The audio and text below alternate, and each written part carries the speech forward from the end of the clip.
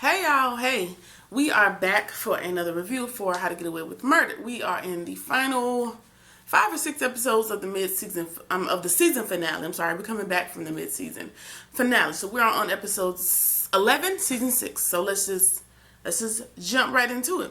So we are in the wake of Annalise getting arrested in Mexico, and she has a dream about waking up in a jail cell and trying to help a baby and not being able to help said baby because someone is grabbing her leg. So she wakes up from that dream and we realize she's on an ankle bracelet and her mom is in the bed with her. So we're to assume her mom is there taking care of her while she's on house arrest after having been arrested in Mexico. Okay, so she's at her arraignment, and when we flash back 1 week prior, and she's at her arraignment, and she's only being charged with passport fraud. Now we know the FBI is trying to get her on every single murder ever since that girl from the first episode that liked the West. I don't even remember her name. That was 6 seasons ago, child. I don't much remember, but they are trying to only charge her with passport fraud. At least right now, that's how they're trying to charge her with, right? So she is asking Tegan for advice on the next step because what she wants to do is file some sort of motion where they have to reveal everything that she's potentially being charged for other than the passport fraud. So Tegan tells her, just chill out for a minute, don't ruffle too many feathers, like the block is hot, I need you to chill, right? We already know that's not Annalise's fashion. She's gonna jump out there, whether it calls her or not. So, she gonna get into it. So the next morning, Mama Annalise's mom is trying to get rid of all the alcohol in the house because she's afraid that Annalise is going to get tempted to start by drinking again. And Annalise says to her, like, Mom, I haven't had a drink in 5 months. But, so you can just leave the liquor away, sad girlfriend. And Mama's like, no ma'am, Pam, that's not happening. So Annalise at this point is ready for Mama to go ahead and go back home. Even though Mama got a little bit of dementia and she might wander off, you might need to keep it where you're at, but yeah.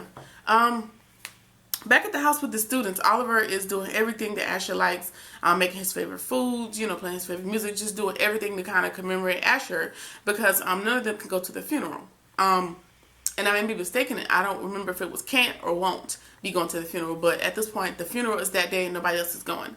So, that was a good little piece of remembrance for them to do for Asher, even though he turned out to be a snitch. And of course, Annalise didn't listen to Tegan, and she wants to file that motion, and she's about to get the ball rolling on that with Frank and Bonnie. And even on Annalise's side of town, where everyone's talking to her, and Bonnie and Frank, even none of them are going to Asher's funeral. So nobody that's been intertwined with this kid for 6 seasons, which I presume to be 6 years or more, well, actually. Yeah, however long law school is, from the time they got to law school up until now that it's time for graduation, they've kind of been intimately involved with each other. They've committed murders. They've covered up murders. They did all these crimes together, but nobody's interested in going to the kid's funeral. Now, that, to me, was a little bit shady. But, I mean, there's also FBI eyes on everybody, so maybe we shouldn't go. Cool. All right, so nobody's interested in going to Asher's funeral at this point, including Bonnie. Asher's sister stopped by Gabriel's to get something, and she calls Gabriel out, like, hey, you lied to the FBI. Why didn't you tell them that my brother used your phone the same night that he was killed? And she figured this out because she called the last number that Asher called her from, knowing that it wasn't his phone, and Gabriel's phone started ringing. And Gabriel thought, that is true, but I needed him to tell me the truth about Sam before I let him use my phone, and he paid me this $65,000 to use my phone, and it was just, I guess the evidence kind of pointed more towards Gabriel than anybody else, so he didn't want to say anything about it, which is smart because, I mean, you're his next door neighbor, he died in front of your door, like, it's just a whole lot of circumstantial evidence, but it's a lot of it at this point, right? So, cool. We flash back to Asher's last night of life, and he calls his sister Chloe, but, she's in Atlantic City having a good old time, and she tells him, I don't have any evidence, so the prosecutor's probably not going to keep up the plea deal because, as a contention, a part of the plea deal is that I need to get evidence, and I don't have anything, so I need to get out of here. And coupled with the fact that everyone has found out that he is the snitch, you know, he basically needs to get out of Dodge. And his sister tells him, you know, I'm going to send you a car or Uber or whatnot to come get you, because I'm not in position to come get you. So just give it about 15 minutes and they'll be there. Okay.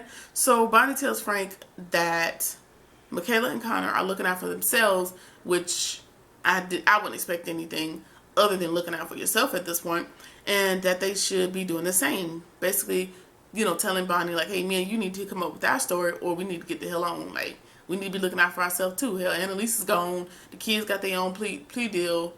You know, let's look out for ourselves for once, which ain't no one right.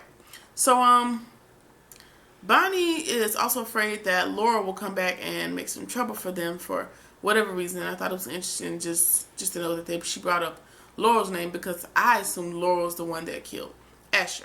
Well, in this episode, we find out that I was wrong in my prediction as well. Stick with it. All right, so back at the house, Michaela, she finds out about Annalise's motion to the court, which means that everything that she's being charged with is going to be released to her, and the fact that there are going to be 2 witnesses against her. So that's going to let Annalise know that Michaela and Connor are going to be testifying against her and giving the FBI evidence against her as well. So, you know, Annalise has a history of people, you know, coming up missing around her, so they don't want to be next. So, you know, they're worried about that. So, you know, Annalise kind of walks away from the meeting with the judge. Not really sure if they're going to file her a motion, but, you know, she's still hopeful. Annalise gets home from court and realizes that her mama is nowhere to be found. Mama is gone. Mama bed is made up. She's gone. Nobody knows where she at. Nobody's seen her.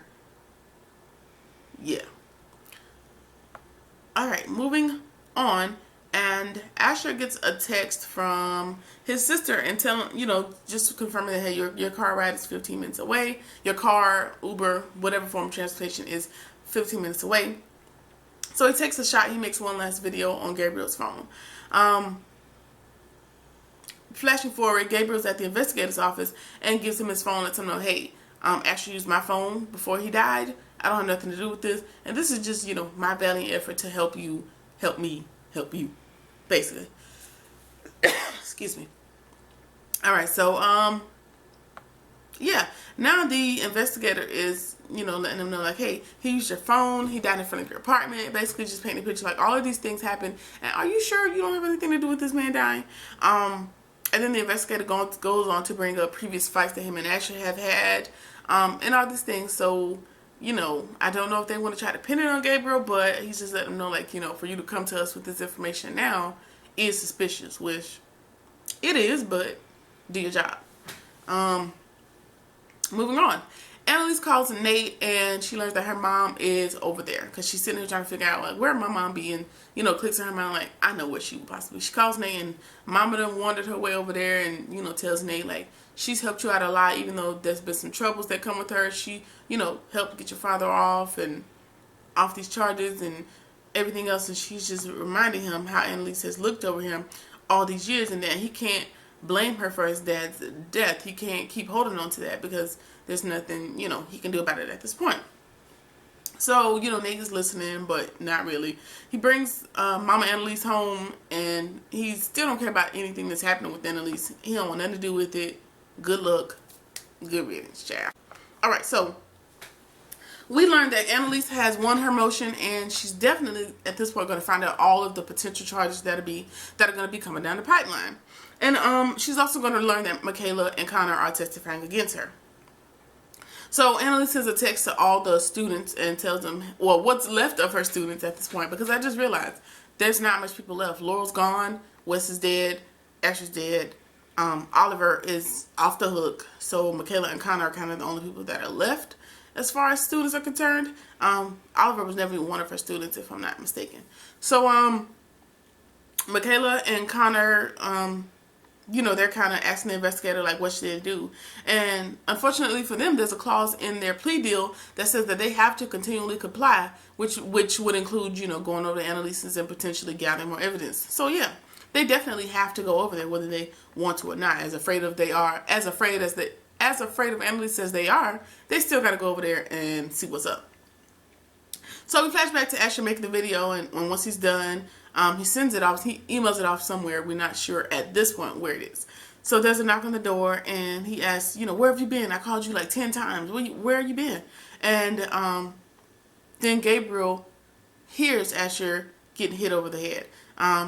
We flash to currently, and Gabriel is calling his mom for help. Obviously, he thinks he's going to be in some legal trouble just with being tied in with the whole situation. So, yeah. We flash back to Annalise and Michaela, Connor, and Oliver are there sitting on the couch, and they're just sitting there like, okay, do we make small talk? Like, the hell am I here for? What do you want? Annalise says that she's sorry about Asher, and basically they just want to cut the small talk and just get to why she's there. And she tells them that that if they turn on her, she'll turn on them, which is a very smart card to play, Annalise, because she never actually killed anyone. I don't think so. If I can remember all the seasons right, Annalise never killed anyone. It was either her students or Sam or her henchmen would be Bonnie and Frank at this point, but Annalise has never actually killed anyone. So she actually has a trump card in all the situation. Like, yeah, I never killed nobody, so I can bring this whole thing down and just kind of list off all the killers in my role. Now, you know, you did do some conspiracy and some disposal of some bodies and all this good thing, all this good stuff, but she never actually killed anybody, so that's definitely a good card to play in this scenario.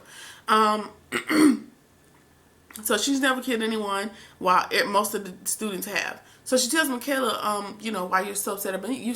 Why you're so upset at me, you also need to take a look at your dad, because he's the one that got me arrested in Mexico, which confirmed my suspicion last episode. Like, you were the one to give her the connects to help her run away, and then she gets arrested in Mexico where you sent her, and you're, kind of smirking about it like, hey, did y'all find her yet? So, of course, Michaela's dad set her up, which can't really blame him too much about, because if my daughter's on trial for some shit you got tied up in, I'm willing to take your head off as well. So, can't blame the dude. Alright, so, Annalise also just trying to make sure she's covering all grounds, and she asked Bonnie, where were you that night? Because I came back for you, and you weren't there. Are you sure you didn't have anything to do with Asher's death? And Bonnie tells her, I wasn't home because I was at your house. I was going to your house to give you the information about Asher. But ultimately, Bonnie confirms that it wasn't me. I was trying to find you. You were trying to find me. We missed each other. All right, cool. Tegan is at the prosecutor's office, and she's trying to get some of the charges dropped. But, the prosecution drops a bomb on her and lets her know, like, not only we charge her with these things, but we're going to prove a history of similar behavior, because Annalise's house that she lived in previously got burned down. Well, also her childhood home got burned down as a result of arson. And she thinks that Annalise may or may not have a history of burning shit down, but Annalise lets Tegan know without letting her know, like, I didn't burn it down, but I know who did burn it down, but I'm not going to tell you. So we just move on to the assumption that Nate gave them that information, because that was information that DA Miller and some of the other DAs had on her, that Miller and then the one before him that ended up dead. That was information they had in their file about her in the past that Nate claims that he destroyed. So we can easily assume that he made a copy and gave that to the FBI as well. So I'm thinking there's more than one informant. If it ain't Nate, it's probably Gabriel and vice versa. But yeah, so I also think that Wes is going to come back. So Wes, Gabriel, Nate, and Laurel, and Asher. That's about 5 people that are potential people that double cross the Annalise, in my opinion. That's kind of working with the FBI to take her down. So Annalise's mom's having a heart-to-heart with her, and she tells her that the only person she needs to be looking out for at this current moment is herself. All right. Blah, blah, blah. All right. So the students are at Asher's apartment. Don't remember what they're looking for, and Gabriel shows up. And it seems like Gabriel saw who killed Asher, because once he heard Asher get hit in the back of the head, he looked under his door and he saw some shoes. And then the person after him, they walked down the staircase. Well, it's a person with black hair, so he assumed it to be, darker hair, so he assumed that it was Laurel. So And so when Laurel's name was brought up and the potential that she may be back in town, he gets spooked and he runs to the DA's office.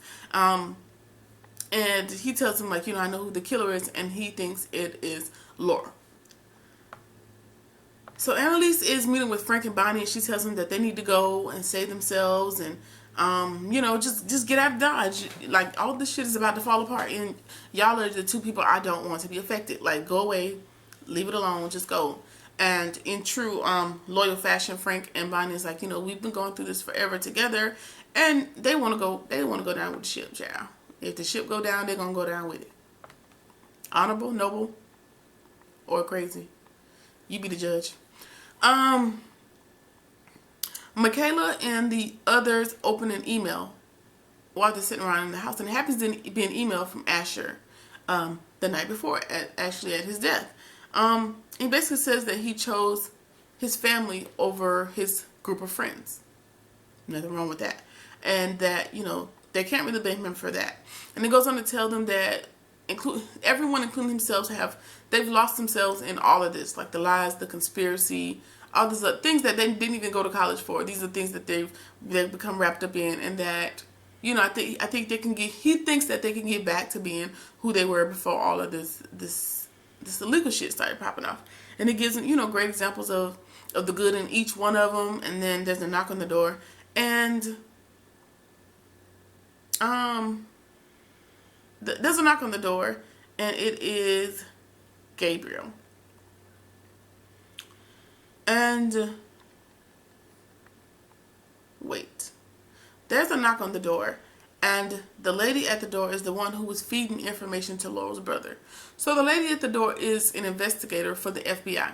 Well, she's working double duty because she's working at the FBI, and she's also feeding information to the Castillo brother, Laurel's brother, about everything that the FBI has found out about Annalise. So this is going to be hard to come back from because, girl, you got the mob bosses, the crime bosses, the FBI all on your ass. I don't know if you're going to be able to shake this, but yeah. So after watching the video, the students give a eulogy for Asher in the living room, which is very heartfelt. And then Gabriel shows up at the door yelling about he knows who killed Asher. And then we get a final flashback to the FBI agent and Gabriel. And when Gabriel ran to the FBI a couple scenes ago, he told them that it was Laurel. Well, he was mistaken. And so the FBI says, hey, I want you to give this information to my lead agent on this case. And the lead agent on that case, he remembers her because as she walks down the stairs, she pushed her hair behind her ear and she had a cartilage, whatever this is. The top of her ear she had distinct piercings on this ear. And it had a distinct earring in this top. Well, as she comes in and she brushes her hair back and she's talking, he sees that same distinct earring. And he realizes, oh shit, this FBI lady has killed Asher. But, of course, he has to stick to his assumption of it being Laurel at this point. So he tells the FBI agent, I think it was Laura Castillo, but he tells the students who he actually knows it to be, and that's the FBI lady. Alright, so, it is the FBI lady that killed Asher. So, why? I guess we'll find out in these next few episodes, because if he was the one that's going to help y'all bring Annalise down, don't know why you would kill him, or the Castillo's just going to be done with trying to get back at Annalise and just destroy the guy that's going to destroy her. I don't know. Or maybe this is it. Maybe Asher decided, I'm not going to snitch on Annalise and my friends, but I'm still going to work it out where it works in the favor of me and my family. And as a result, the FBI or the Castillos, the lady is working for the FBI, but she's also working for the Castillos. She has to now take Asher out because he's going to fuck up the whole plan. I don't know. It's a lot. So that is it for episode 11, season 6, and the final episode of How to Get Away with Murder. There are 4 episodes left in the season, so this is it. It needs to go out with a bang. It does not need to be lackluster like Game of Thrones. I need it to go out, leaving a mark. So I will be here for every last one of those episodes. And thank y'all for watching. And I will see y'all in the next one.